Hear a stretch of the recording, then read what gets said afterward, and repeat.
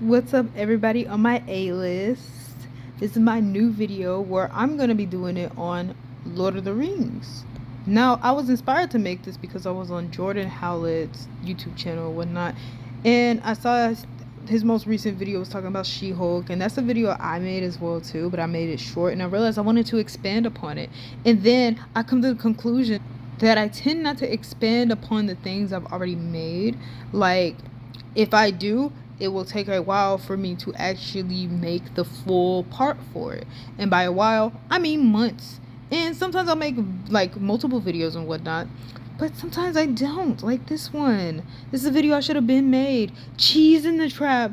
I made that video knowing damn well I haven't seen Cheese in a Trap in a while. Where's it at? We're gonna find it. We're gonna find it right now because we're really tripping right now. Here it is. I haven't seen Cheese in the Trap in months. But y'all, anyways, what that got to do with Lord of the Rings? I'll tell you what it has to do with Lord of the Rings right here. This video, 14 minutes long. I make videos that be 40 fucking minutes. I'm sorry, 40 minutes.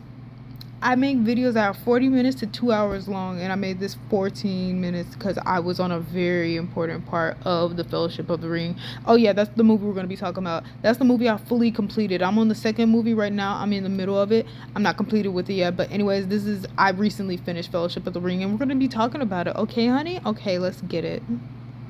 Y'all do not know this. I already did this video. I did it for 23 minutes. I did editing for it.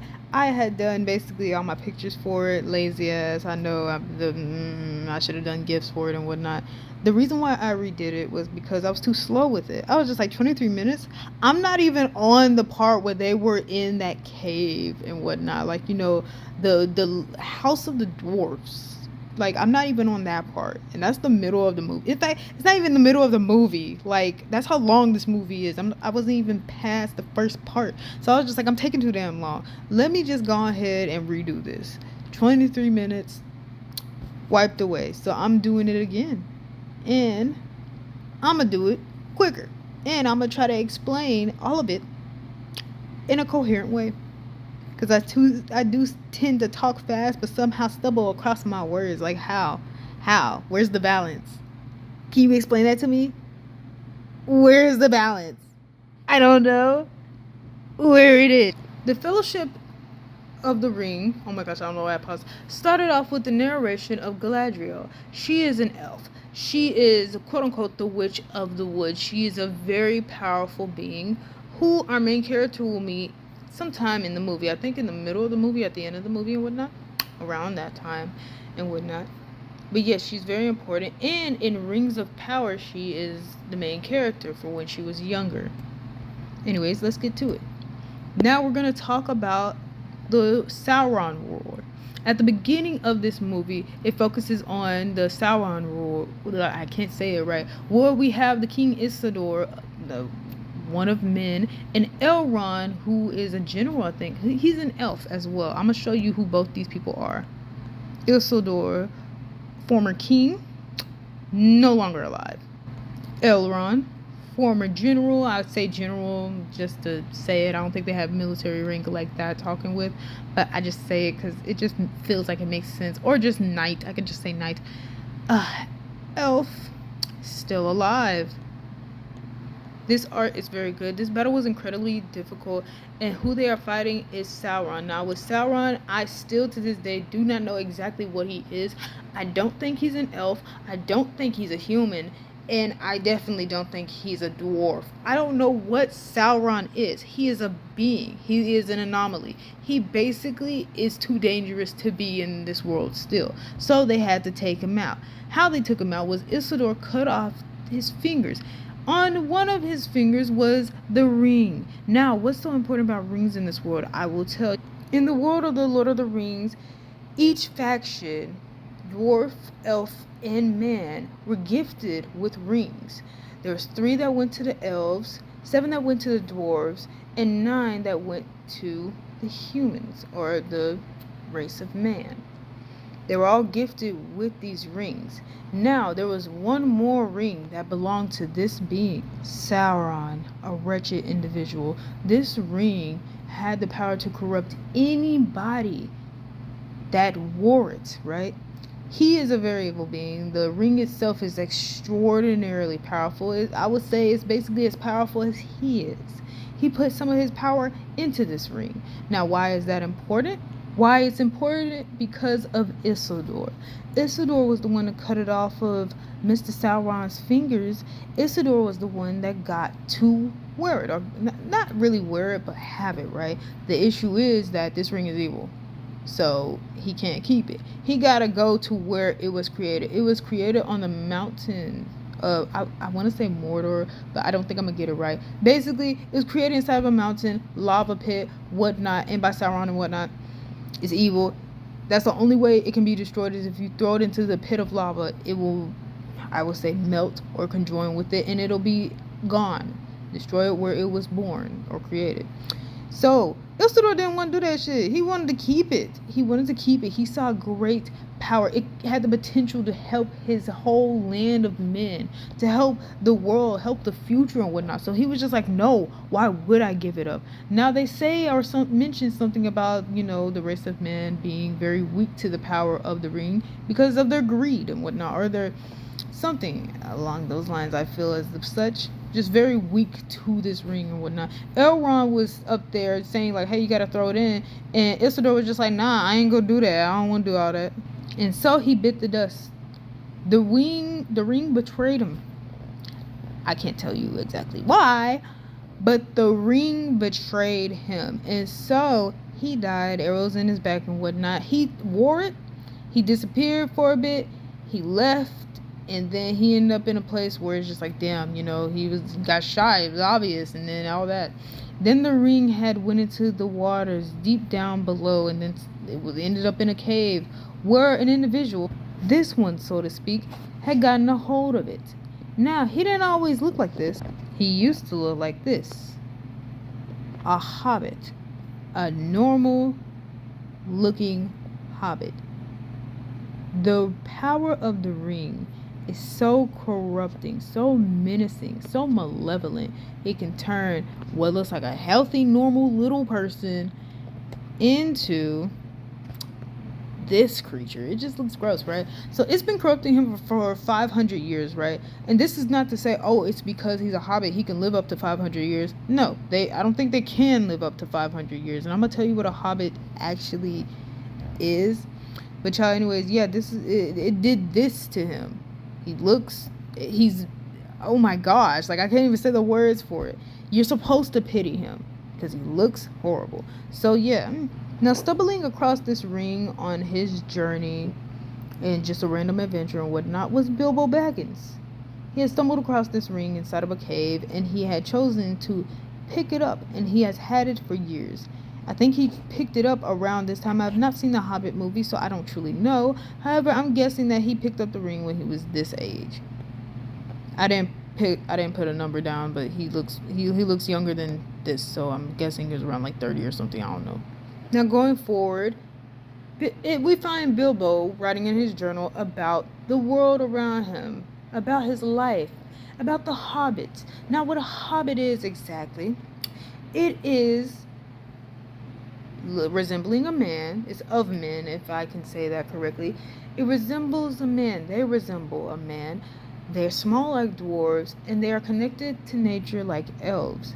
How the hobbits were created, they were created as an accident, right? The world is created by gods who harmonize, make a song, and these songs create different lands and different beings that take place in this world as you know today. Witches, wizards, angels, dwarves, elves, humans, hobbits, orcs. I'm gonna say this wrong. Eldens. Oh my gosh, I can't say them right. Many creatures. I'm just saying many creatures. And the hobbits were a harmonic little accident. That is why they have three qualities of the three main ones: humans, elves, and dwarves. So yes, now what the hobbits exactly do, they chill out. They're farmers. They eat. They're hairy. Their feet big. They're just a happy little bunch of beings who normally, crap ton. They tend to party and whatnot. They celebrate. They live life as if it will be their last day. That's just what a hobbit do. Now, I'm gonna say Bilbo. Oh my gosh, Bilbo say this with so much endearment, and before he finishes and whatnot, he calls for Frodo. Frodo is his nephew. This is what Frodo looks like. This is Frodo. Frodo is our main character. Frodo is an innocent young man. I don't know his age. I'm guessing that he is either a regular teenager or he is going on to a young adult. I feel like he's a teenager. He may just be a kid, if I'm gonna be honest with you. But yes, he's the main character. He's what's gonna be driving this story, and we're gonna follow him along as how he reacts once he gets the ring, and how his life turns upside down due to him being the ring bearer. We cut to Frodo in the woods, chilling, reading a book, before he hears the sound of a carriage, and what do you know? The famous wizard Gandalf the Grey comes into town with a carriage and whatnot. I'm guessing he hasn't been there either for a while or just for a little bit and whatnot. Frodo runs to him and with much endearment is very happy to see Gandalf. I think he even gives him a big hug and whatnot. They talk for a little bit, and Gandalf is very excited to see his old friend Bilbo Baggins, for it is Bilbo Baggins' 111th birthday. Now, when Gandalf get there, they talk for a little bit. I'm going to fast forward a little bit to the nighttime where they're just chilling over here near Bilbo's house, smoking that good Zaza and excited about the party. Bilbo has a little notes of sadness, has a little hint of sadness and whatnot, because it is a tradition for when a hobbit gets too old, they leave their home and they go off and walk along a trail. I would say on an adventure, but really they just leave. You don't know where they go. They just go, right, when they get too old. I'm guessing that 111 is around the time they get old, or at least over 100 years old is around the time they get too old to stay, so they have to go and whatnot. And this little scene really just shows how close they are. You know, Bilbo puffing a circle, and then Gandalf making a little boat to go through that thing. You already know they done had practice and whatnot, like it's just chill and whatnot. So anyway, let's go to the celebration. We go to Bilbo's Baggins' birthday. Oh my gosh, there's a lot of B's to say. Where's the celebration? Yes, everybody's excited. Yeah, party, hurrah, hurrah. Now Gandalf got them fireworks. He really is working with the smoke that day and night and whatnot. He got them good fireworks too. That's why he had that carriage. He had a lot of fireworks in there. Look how cool that looks. That gift, look how cool. It really was with it. And look at this smile. He really is gonna blow shit up. Like, I love it. I love it. Let's go, Gandalf. Now you're introduced to two other main characters in this series. There was one other. Every time I do this, I forget to mention him. Okay, so we're introduced to Merry and Pippin, these mischievous little buttholes over here just went into the fireworks cart, thought it was a grand idea to just randomly pick one firework, which is the biggest firework in the section, and they go to blow it up like buffoons inside of a tent. Oh my gosh. But child, anyways, this is what occurs, right? Look at the faces of terror, okay? Look at this. Look at this. You saw this at your hometown. You gonna go outside? Like, you gonna stay outside, or you gonna go into that water? Like, tell me. I'd run as fast as I could into that lake. Hopefully, it don't blow me the fuck up, okay? So, y'all, anyway, look at Frodo trying to hurry Bilbo to just lean down. I swear, I feel like that dragon was aiming straight for Bilbo. Just like it's your 111th birthday. Well, time to pass. Just like it's literally going towards him. But y'all, anyways, one of the biggest fireworks he had. I don't think he ever intended to really like blow the firework up or whatnot. Gandalf, I don't think he ever intended to, or at least he didn't intend to until like the end of it. But oh lord, let's blow it up now and whatnot. So they got punishment. They had to wash the dishes. So anyways, we're gonna fast forward that and go to let's see, hold on, go back, god damn it, go back. Oh my gosh, we got the birthday bash, where is his farewell party. As I said, tradition with hobbits leaving once they get too old. Bilbo is gonna do a little party trick where he puts on the ring. behind him. He puts his hands behind him. He puts on the ring. He disappears, right? Now, this is part of the ring's power. The ring has various powers to it. It can enhance your worst nightmares. Now, I don't think I explained the One Ring in further detail. I will after this moment. But yes, he puts it on and he go back home thinking that he really ate with that party trick. Gandalf was unamused. When Bilbo went back to his house, Gandalf was already inside because he's a wizard. He used a bit of his magic. He was just like, bitch, I'm already going to be here. You really thought that was cool. You really thought you ate. Like, why did you do that? What in the world? You still have that ring. You're a little bit too comfortable, sir. And then Bilbo describes, like, you know, talks about the ring a little bit and how he plans to give it up. I think he planned to give it to Frodo the whole time, or just to not have it anymore and whatnot. Now, it shows a little bit of how the ring has a hold on Bilbo. This ring is very corrupting.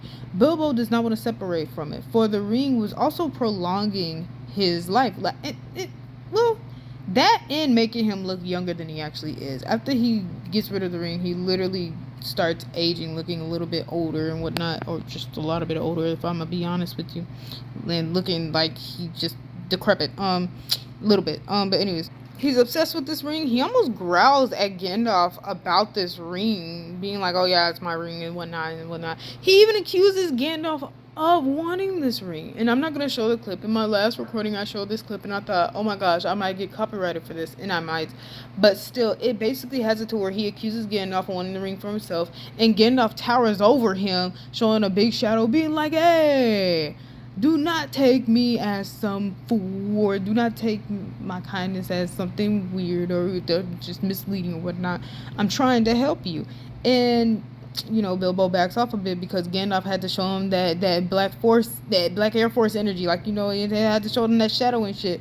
But yeah, anyways, after a lot of hesitance and almost taking the ring with him again because he keeps forgetting it's in his pocket, he finally leaves. Now, the problem with how he did it is going to show you a bit of how afraid of the ring Gandalf actually was, right? So Bilbo left it on the ground. He just put it on the ground. He just put it on the floor and shit, and then left, right? I don't know why he put it on the floor. He could have put it on a desk or a table nearby or some shit. He just put it on the floor, and Gandalf, deadass, he terrified.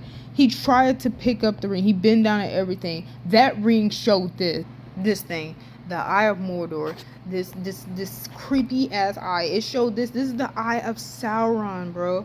That's what it showed. It just flashed into Gandalf's mind really quick, and Gandalf said no. And then he went by the fireplace and did not pick that ring up. It was still on the ground, right? And how the ring works is that Sauron's soul is in the ring. His power is not only in the ring, his soul is in the ring. I'm guessing that before he died and whatnot, he had already put a little bit of his power into the ring for whenever he died. It's kind of like a fail-safe plan. He died, it's in the ring. Yada loopsy, what the fuck ever. Like, I'm sorry, I'm crazy a lot. Anyways, Frodo comes back from the party. He sees the ring automatically. He picks it up, right? You do not see any hesitation once he picks this ring up. You don't see him jump back. You don't see him be like, oh my gosh, I can't believe it. I feel so wrong. You don't see or hear any of that. He's just normal. He just picked it up like it was just a regular wedding ring on the damn ground, right? Meanwhile, you see Gandalf over here still smoking his pipe, traumatized in a bitch. Like, he's just like, oh my gosh. Ain't no way, bro. Ain't no way. Like, he going through it. Like, he going through it. But yeah, anyways, he has every reason to. That ring can speak. It starts whispering to you and stuff like that. Like, you know. And Gandalf was just like, no, I'm not having any of that. I'm not having any of that. Now, I can't explain why the hobbits have a sort of... I don't want to say they have a resistance because they really don't. It's just that with Frodo, he just picked it up. He didn't hear nothing in his ears. It would have showed if he did or whatnot. But yeah, anyways, after that, Gandalf explains to Frodo about the Sauron and whatnot, the war, a little bit of the war, and this ring. He explains all to him, and then how the ring is now going to Frodo, and it's in a little package and whatnot. And before you know it, Samwise McGee, hold on, Samwise Gamgee, not Samwise McGee. I kept saying McGee. he was eavesdropping, right? Nosy ass person, right? He was by the window and whatnot. And then Gandalf caught him, was just like, Samwise Gamgee, what have you heard? And then he was just like, oh, no, nothing about a ring or something dangerous or the end of the world or anything. It's just like, oh my gosh, he heard everything. So Gandalf tasked him with basically being with Frodo the whole time. Going on this journey with Frodo, because Frodo also has to leave. With this ring has followers. These followers want not only this ring, they want to kill whoever has the ring. Get rid of the bodies, no witnesses, right? They know that this ring is in the Shire. They know that this ring is there, right? So they're going to be after Frodo. And if they come, it's kind of going to be like, oh shit, it's Frodo's fault because he basically stayed there and then all these people came and just messed stuff up. Like, messed stuff up. I'm going to tell you who's after him later. But anyway, Samwise McGee goes with him and then they travel and whatnot. Now, before they travel and whatnot, Gandalf had made a plan to where Frodo goes with Samwise Gamgee. I keep on to say McGee and go not. And Gandalf will meet them at an inn that is far away from the Shire and whatnot, the land of the hobbits. I forgot to say that. Did I say that? Yeah, the land of the hobbits is called the Shire, and they're trying to get away from that to drive the enemy away from the land of the hobbits and whatnot. And Gandalf will meet them at an inn. Now, Gandalf tells them to stay off the road because that's the easiest way for the enemies to come towards them if they're walking along the road. It's kind of like walking in a straight line when you're getting shot at, like, you know, bro. So yeah, along the way they stumble across these two idiots and we get to see them again. They're stealing carrots and cabbage away from another farmer's land when Frodo and Samwise McGee get away from the Shire and go to this cornfield. They meet Merry and Pippin. Merry and Pippin being just thieves and stuff, mischievous as hell, right? They're running away. They put the food in Samwise McGee's hand and he drops that shit and they leave, right? So they have to hide away. They stumble across like the road and whatnot. And then Frodo is looking at it. He's just like, something don't feel right because he's not supposed to be on the road. Gandalf literally told him like, hey, don't be on the road, right? I think he hears these footsteps and it's of horses. And then you see these ominous figures, right? They're coming after Frodo because of the ring or whatnot. And they almost get caught. And then they don't. They manage to get away. Frodo and him get away. Then they travel to where the inn is located and whatnot. They go into this little pub. And then they're trying to chill. They're kind of underage, if I'm being honest with you, or they're just, I don't think they're underage at all. They're just little people and whatnot. I don't think they get hobbits very often at this inn. It's called the Prancing Pony. How cute.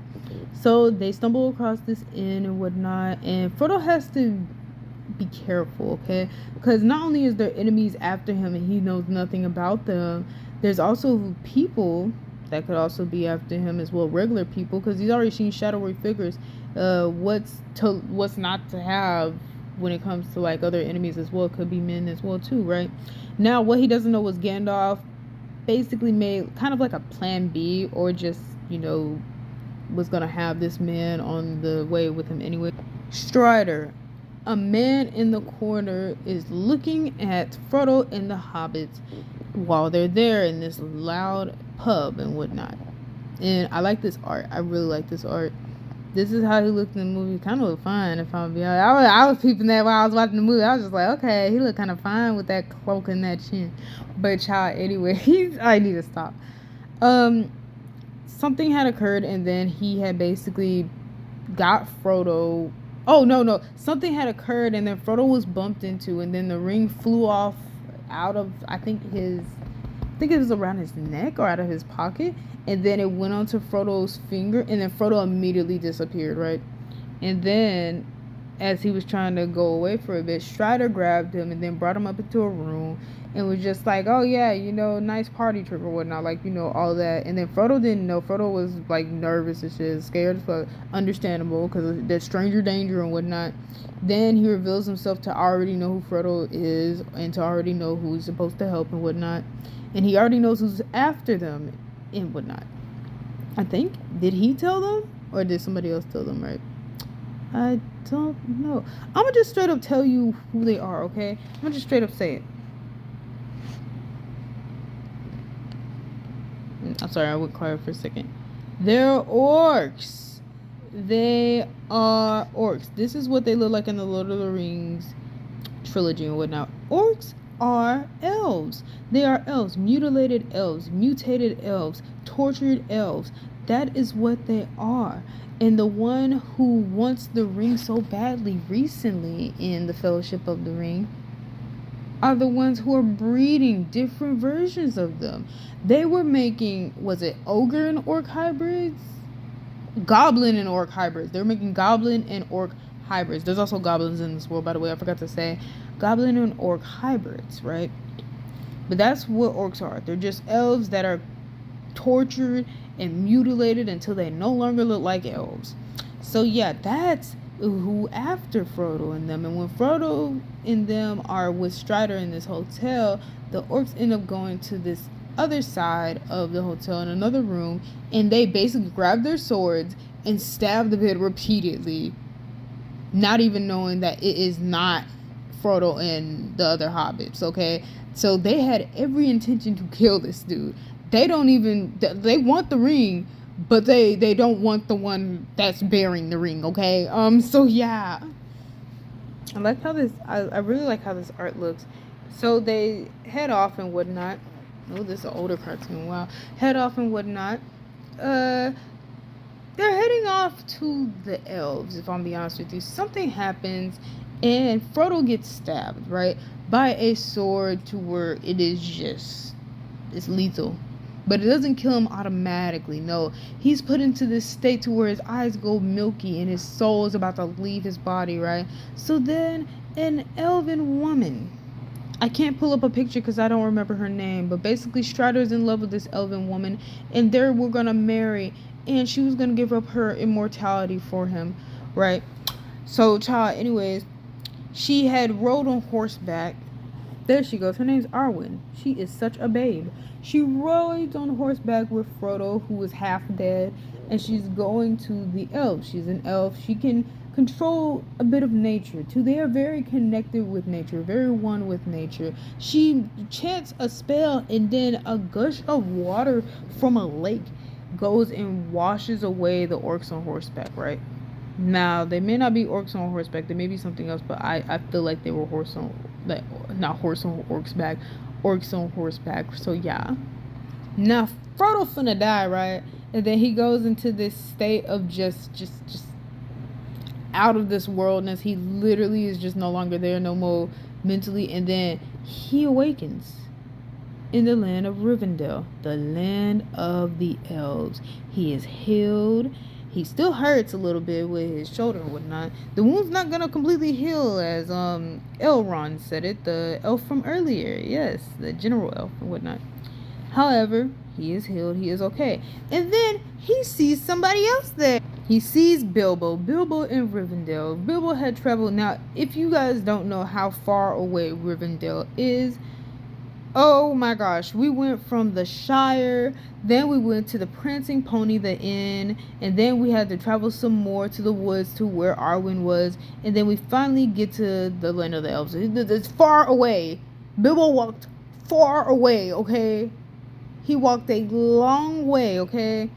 And this is all while rapidly aging to the age he's at now. Look at him. He looks far much older. He looks more tired and whatnot. He has more wrinkles and whatnot because he doesn't have the ring no more. The ring literally either stops his age or slows it, his age and whatnot. Now, something important happens. This is kind of a creepy picture, but you're going to see that's what happened, right? So, what happened was Bilbo saw the ring around Frodo's neck, and he stopped, full on hesitated. And you can see how the ring was really honestly taking control of him when he had it. He wanted that ring. He wanted that ring. That face he made right there, that creepy face he made, he was finna grab that ring and take it off of Frodo's neck, right? No matter the cost. And it is because the ring is corrupt him. So, you know, just the simple answer and whatnot. Frodo is freaked out. He just like,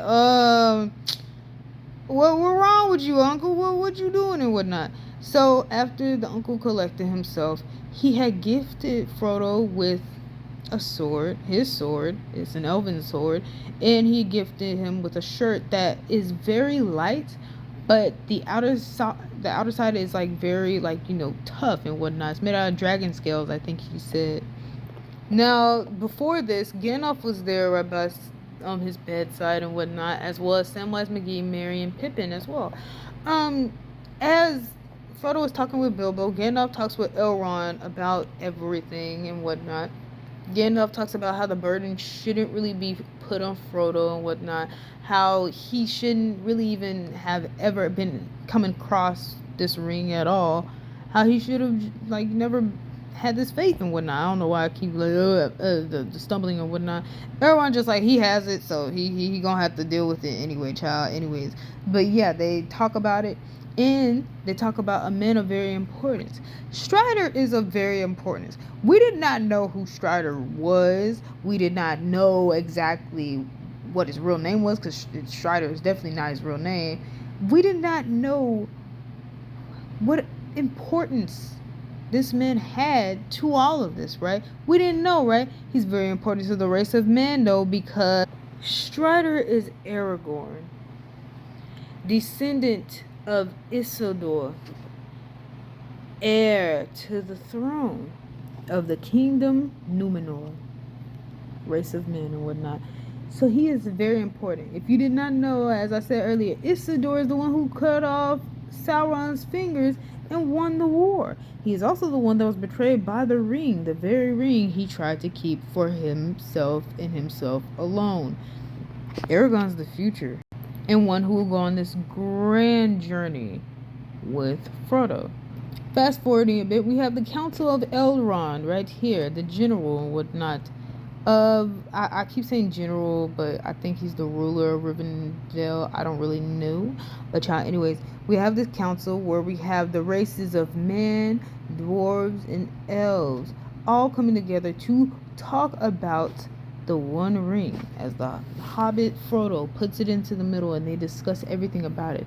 Now, one important man, Sean Bean, Boromir, is gonna mention about how this ring may be of great importance, and it really just shows to you how the race of men are with the ring. They're very weak to the powers of the ring.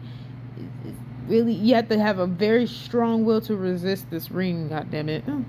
Here's Boromir. He is the source of many memes. Oh, many memes. This one moment, source of many memes and whatnot. Now, at first, you're gonna think that he's an antagonistic figure because of how he talks to Aragorn. And then after finding out about Aragorn being a king, he says that there is no king and there doesn't really need to be a king. He's kind of a butthole about all this and whatnot. But anyways, we go back to this, and then it is basically they end up arguing about who should carry the ring all the way to Mordor or whatnot. I think that was their objective, to go and destroy the ring. They were arguing and whatnot, and all these people just, you know, hooping, flapping their gums at each other, angry as fuck. And then Frodo just like, I'll go. And then they don't hear him at first, and then he keeps repeating it, and then they finally hear him. And they're just like, you know what? Yeah. Now, see here, my mind and how the world works, where I live and how the world works in general. I had thought they were going to look at the Hobbit and underestimate him and have some awful or horrible words to say to him. And, like, show a little bit of, like, racism and whatnot. I was afraid of that, right? They didn't. They offered to go with him. And that is one of the things that made me so happy. I was like, they were really polite with this. He said, I'll go, and they're just like, you know what, I'm gonna go. Like, you know, Aragorn had his back completely, and then everybody else chimed in and whatnot. Samwise McGee and the other hobbits were just like, nah, we ain't going without he ain't going nowhere without us. We ain't leaving our partner, goddammit. Like, whoever that's like that.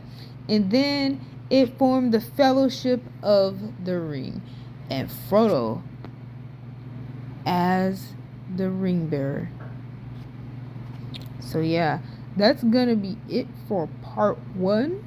I'd said for 40 minutes. It is 12. I gotta prepare for bed. Oh hey, time is on my birthday. It's on my birthday. Hold on, wait. It's on my birthday right there, 12/13. Yes. But y'all, anyways, This is going to be in for the first part of the video and whatnot of me like explaining Lord of the Rings and whatnot for the Fellowship of the Ring. But this was really nice and whatnot, and I'm gonna continue this in the morning. Thank y'all, and may peace be with you for an eternity.